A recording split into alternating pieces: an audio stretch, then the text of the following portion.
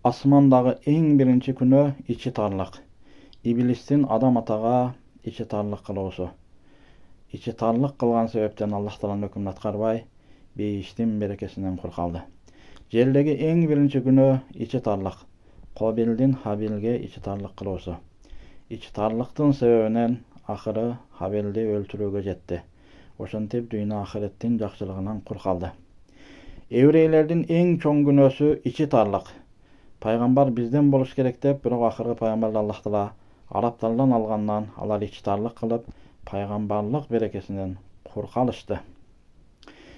Үйүң тар болсо да, ичиң тар болбосун. Жаман өзүн билбейт, жакшыны көзгө илбейт. Жаман өзү боло албайт, жакшыны көрө албайт. Ичи тарлан итине кешик ашпайт.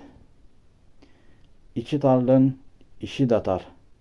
Peygamberimiz sallallahu aleyhi ve sellem osiyat sözünde وَلَا تَبَاغَضُوا bir-biriňerli jek körbegile وَلَا تَحَاسَدُوا bir-biriňerge içi tarlyk kılbagla köre albaslyk kılbagla وَلَا تَدَابَرُوا bir-biriňerden yüz burbagla وَلَا تَقَاطَعُوا araňardagy mamleni üzüp salbagla وَكُونُوا عِبَادَ اللّٰهِ إِخْوَانًا Allah Taalanyň bir tuğanday bolgon pendelere kuldары bolgula deydi. İçi tarlyk jakşylyklarly jok kılat. Kandayınki otundu küygüzüp jok kılganday. İçiň tar bolsa taş jala, taş tappasaň tuz jala, içiň küýse muz jala.